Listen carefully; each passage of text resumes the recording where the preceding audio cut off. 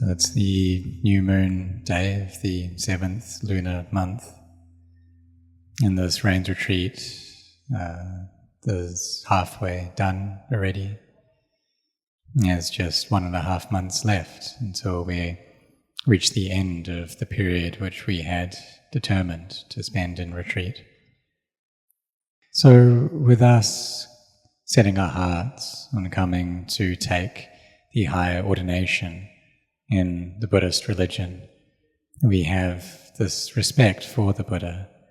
He was a fully awakened being, awakened through his own efforts. We have this respect towards the Buddha, the Dhamma, the Sangha, as our sarana, as our refuge. And we don't have any other refuge. The Buddha, the Dhamma, the Sangha are my highest refuges. So Buddho me saranang warang. So the Buddha is my excellent refuge. So in previous times, all one had to do was recite Buddhang saranang gacchami, Dhammang saranang gacchami, Sanghang saranang gacchami. I take the Buddha as my refuge, the Dhamma as my refuge, the Sangha as my refuge. And for a second time and a third time, and one would be a monk within the Buddha Sasana. So this is something that we can use to chant, that we can use to recite. And that's in order to kind of make this very firm within our hearts, that we have this respect for the Buddha, the Dhamma, the Sangha. We don't have any other refuge. Nati me saranang warang, Buddho Dhammo Sangho. That we have no other refuge than the Buddha, the Dhamma, the Sangha, that these are our highest refuges, our most excellent refuge. So this vara, it means that which is excellent, that which is the highest. And so we see that when we have this respect and take the Buddha, the Dhamma, the Sangha as a refuge, and we're firm in that, then we walk the path following the Buddha, the perfectly self-awakened one, following his Dhamma, his teachings, and the Sangha, those which have practiced those teachings already, those which have gained knowledge and insight into those teachings already. So the Dhamma that we study comes from Venerable Ajahn Chah, who in turn learnt this Dhamma from Lumpur Ginari and Lumpur Tongrat, and they learnt that Dhamma from Lumpur Man, Ajahn Man, who was the founder of this tradition and a very important person in this world. When he taught us for us to practice strictly in the Vinaya, the Patimokkha, the rules inside and outside the Patimokkha. And this is the path that leads us to the end of suffering. And also within our meditation practice as well. And he taught for us to study about rupa and nama, so materiality and mentality. So we should observe that all the methods that we use in meditation are means to bring our minds to peace. And we can contemplate in order to bring the mind to peace. Or we can be reciting meditation words to bring the mind to peace. But we have this acceptance first, an openness first. And what's that, an openness towards? It's to the Buddha as our refuge. That we accept him, receive him as our refuge. And then we can recite that taking refuge as a means of practice as well. And we can move to the body, for instance. See how this body which we attach to brings our mind suffering. So then we find a path out of that suffering. And we have this samadhi, this right view, as a means to gain freedom from suffering. So we study these noble truths. So there's this noble truth of suffering, its origin, and its cessation, the path leading to that cessation. This is something that we have understood to a degree already, what they're like, and then we try to put them into practice in order to seek that freedom from suffering. And so this is about the Four Noble Truths, these truths which we've studied, which we've got to know already. So there was one time that there were some monks from overseas, from Korea, who came to pay respects to Ajahn Chah, and I just happened to be attending to him at that time. And they asked him about the path of practice. They asked him about dukkha, this stress or suffering, its cause, its cessation, the path leading to that cessation. And with Luang Por Chah's answer, he didn't answer explaining, following the scriptures or the theory. And there are some questions that should be answered with another question. So to ask back to the questioner. There are some questions which should be answered in short, some which should be given a long explanation, and some which should be met with stillness, so with not answering that question. But in this case, Luang Por Chah, he decided to ask back. So he asked these monks, why do you eat? What do you eat for? Why do you eat? And how do you eat? And when you've eaten, what's the result of that? And so they understood this answer. And these monks, they were ordained in Korea and were wearing the grey robes of a Korean monk. And he told the lay people that you should bow to them because they are monks. And the lay people, they were just familiar with monks wearing brown robes. And these monks, they had grey robes, they had a shaven head as well. But the laity, they didn't know that they were monks. That's just like when we go outside of Thailand, then people don't quite know what we are either. They don't know why we're wearing these kind of robes. So we should study this right view, to be reciting that as well, to be studying, chanting in the Dhamma. And what we study, what we chant, it's all about this body and mind. It's materiality and mentality. And so there is this physical form, and then there are feelings, there's memory, perception, there's mental formation, sense consciousness, and this is nama and rupa.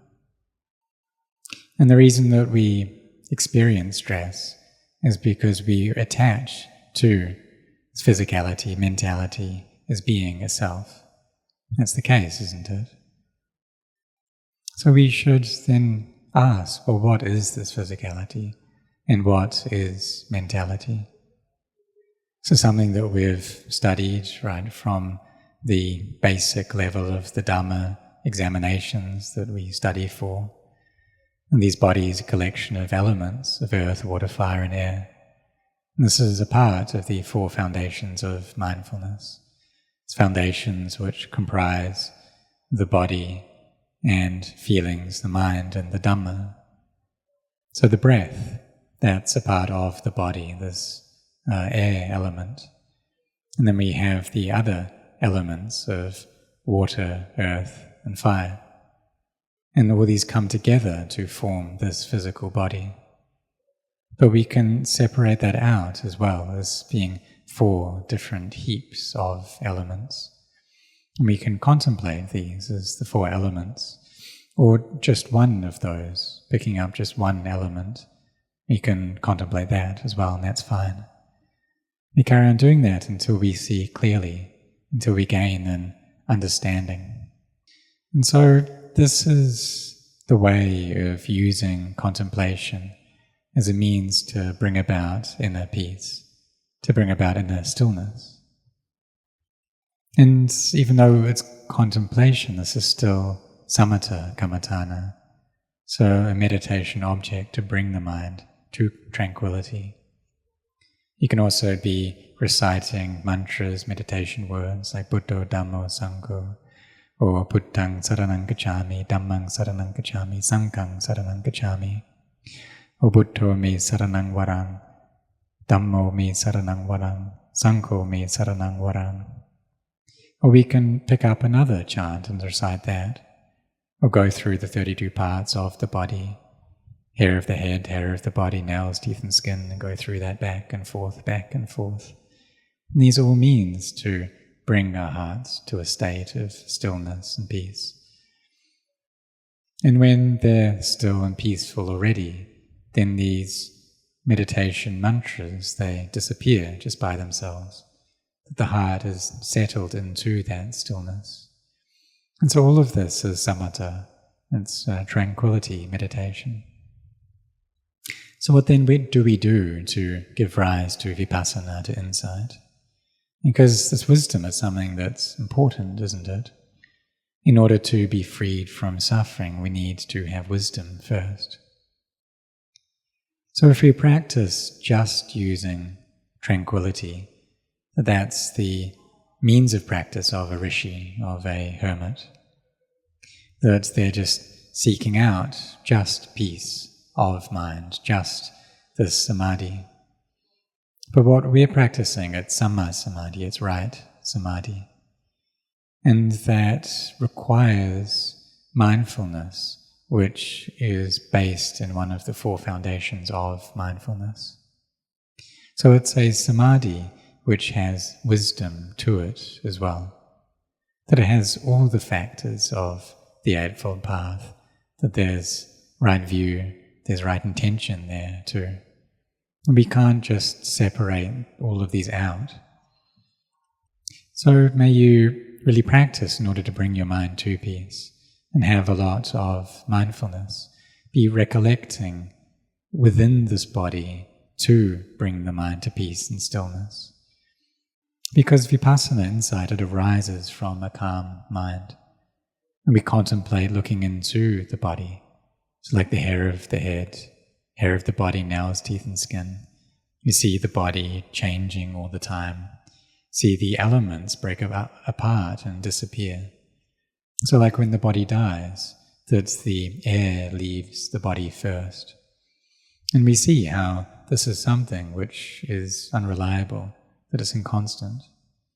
And then the water, the liquids of the body, they leave, the heat leaves. And then what's left is the earth, and then that slowly breaks down and turns back into soil. And as we see that process happening, we see that the body isn't really there, that it's emptiness. So when our minds see this way, they see emptiness. They see that this is not me. And then this rapture appears from the peaceful heart. There's wisdom there as well. And this is the qualities of the bojjhangas, the factors for enlightenment, coming together. And so we practice in this way. So bring the mind to peace, looking at the elements, separating them out, using this body as our main foundation, as our mainstay in our meditation. If any Vedana feelings come up, then we can observe those feelings. If there are moods coming up within the mind, causing the mind to proliferate, then we can observe the mind. And all of this comes together in the mind, which is a part of the Dhamma as well. So in the mind, it's not attached to the body, to feelings, to memory, to mental proliferations, and to sense consciousness, to physicality and mentality. And this is a matter of Dhamma, this arising, persisting, ceasing, seeing arising and ceasing, that this is within all things. But in the beginning, peace is insufficient to be able to practice in this way, to be seeing that. And so we need to use the kind of wisdom that we're able to use first, this wisdom that comes from listening and from thinking. And so we bring up these perceptions and memories first. It's like when we sit in meditation, then we recollect the triple gem and how that is our highest refuge, and have our hearts firmly established in these refuges.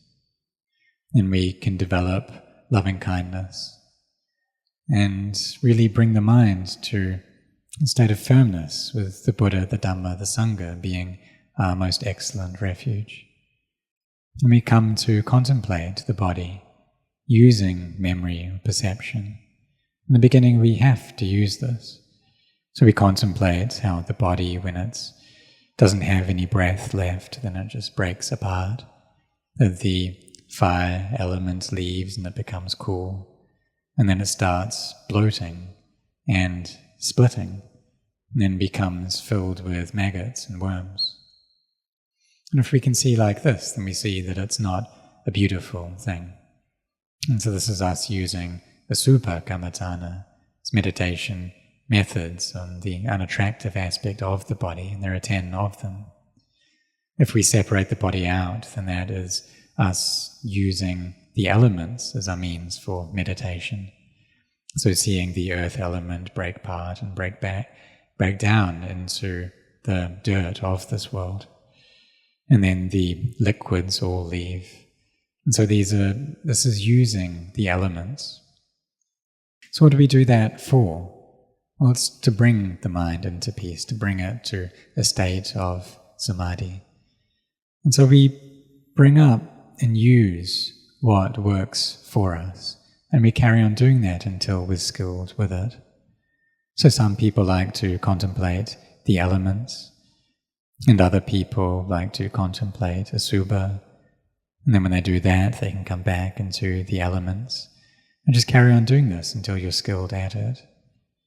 You contemplate the elements, and then if liking towards bodies comes up again, then contemplate asubha again, and then bring it back, and then if that liking comes up again, contemplate asubha again. And you keep on doing this, using perception and memory, trying to bring the mind to peace through using our thinking. And there may be a small amount of calm that arises, where the body and the mind feel calm and at ease. And we just carry on doing this frequently, do this each and every day. We do it in the morning, in the afternoon, at night, whenever we have the opportunity to meditate. So when we have the time, then we should be contemplating a lot, contemplating using our thoughts in order to bring about peace of heart. And then what we do next is we use that energy that we've gained inside ourselves in order to gain insight. But here this doesn't happen through thinking, but rather it's a genuine knowledge that appears, a knowledge into dukkha, its origin, its cessation and the path leading to that cessation. That what we've studied, we contemplate in line with that until this wisdom arises through bhavana, through mental cultivation. And so when the heart is at peace, then it's possible to get there, and it may happen when we're listening to a Dhamma talk, that is possible. And for this great clarity and knowledge to arise, for us to gain insight and see how really this physicality and mentality, it's not truly there.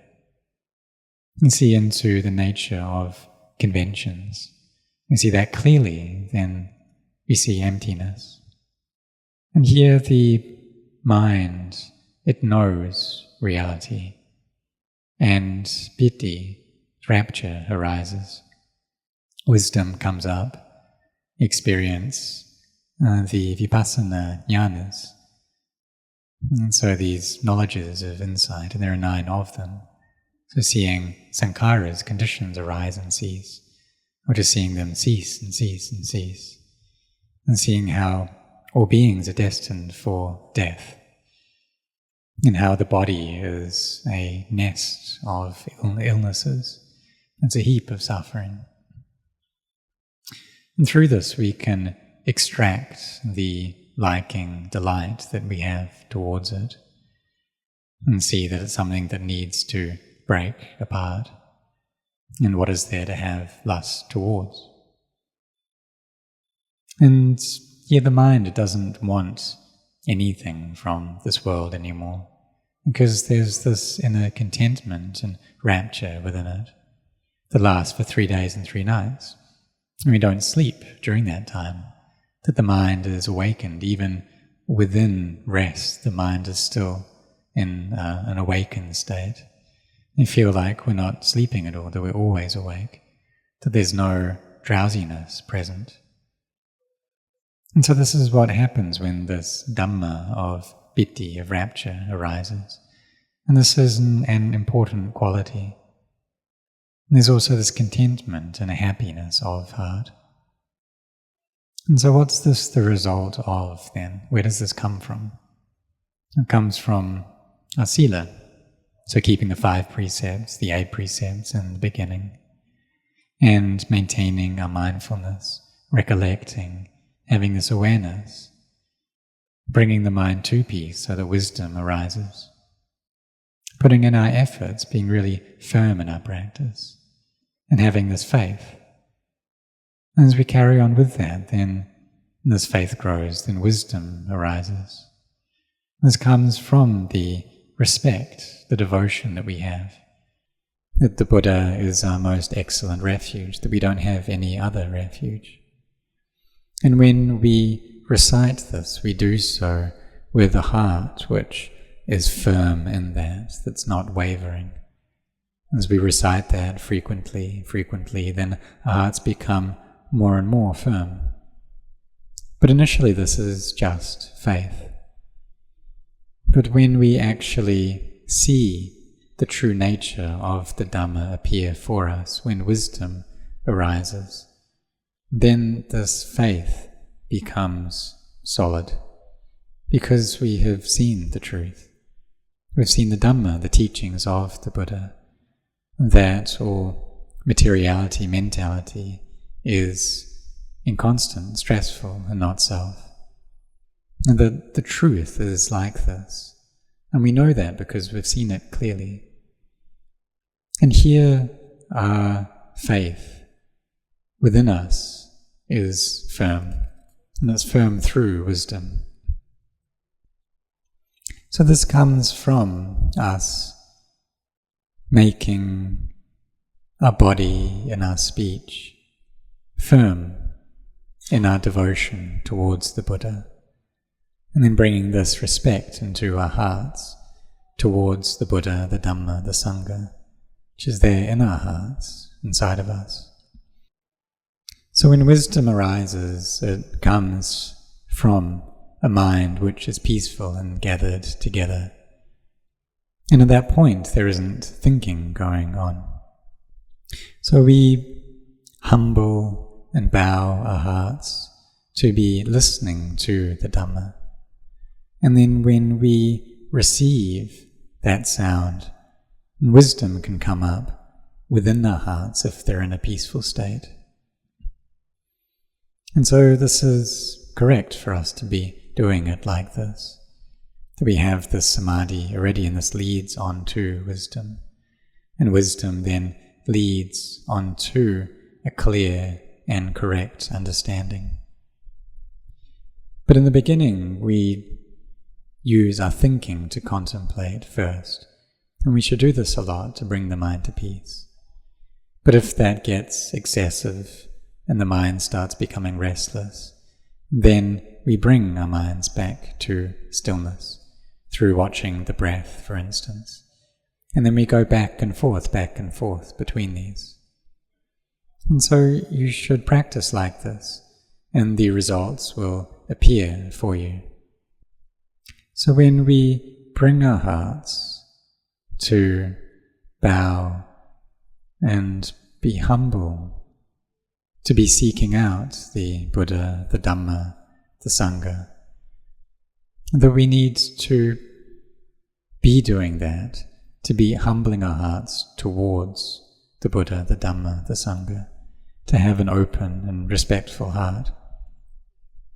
And this is something that Ajahn Chah said, that we need to be humbling our hearts to meet with the Buddha, the Dhamma, the Sangha, that we don't get the Buddha to come and meet us, but we need to be seeking out the Buddha with an open and respectful heart. It's like the 5 ascetics. When they listened to the Dhamma, they needed a humble and open heart. And so initially it was just Anya Kundanya who had that, and the other 4, they hadn't yet humbled and opened their hearts. But when they did so, they were able to see the Dhamma and accept the truth, accept how this mentality and physicality, it really is changing all the time. And Dhamma appeared within them then. And so this came initially from the faith that they had. So for us, we practice starting out with this foundation of faith, seeing dukkha, the stress, and then we come to find a path out of that. In the beginning, do we have respect? Well, we do have a kind of respect. So we see monks and we bow to them following the customs and traditions we used to. But we don't practice following their teachings or example. But when we try to practice in line with that, we use our practice as our homage to the Buddha, Dhamma, the Sangha, and we sincerely do that, we sincerely study, we sincerely practice, following the teachings of an awakened being. And then we build up these qualities of generosity and of virtue. And then we have this practice of inner cultivation as well. We are mindful within our meditation words, mindful within our activity of contemplation, and always maintaining this humble and respectful heart. And a humble heart, it allows us to grow in grace and beauty, in brightness. We grow in these qualities through sila, samadhi and panya, through virtue, collectedness and wisdom, in this noble path. And so we have this faith within that first, and then we put that into practice, putting these methods that bring the mind to peace, that bring up a buoyancy in body and in heart, and through samadhi. And so we can use means of contemplation to get there. And then when we come out of samadhi, then we try to maintain our mindfulness, try to maintain a level of knowledge and understanding, to carry on contemplating this body and mind. And sometimes we're able to do that, and sometimes we are not. We can't do it all the time, but we carry on trying nonetheless. And in the end we will see that we'll remove our doubts. So for us, having ordained as monks, we should be training our minds a lot. And today I'll speak just this much. And then, so just after the talk, Lumpur encouraged all of the monks, those who have the energy, who are up to it, to stay up practicing throughout the whole night. There's also encouraging us to be careful, that it's been raining a lot, so the paths are quite slippery. And he was relating how when he was attending on Ajahn Chah, that when it was raining, that Ajahn Chah would get him to shine the torch on the path ahead of him. And Lumpur was saying that he was confused as to why, because he said he was thinking kind of like a little child, that he thought, well, Ajahn Chah, like he knows everything already, that he has all these special abilities, and so surely he knows where it's slippery and where it's not slippery, and that he has these special powers, and that he's always using these powers all the time. But he told me to to shine the torch on the path. And so I thought, well, Ajahn Chah, he was always in a state of samadhi, that he always had this knowledge, but this was taking things a bit too far. I had my belief and faith that was kind of leading the way.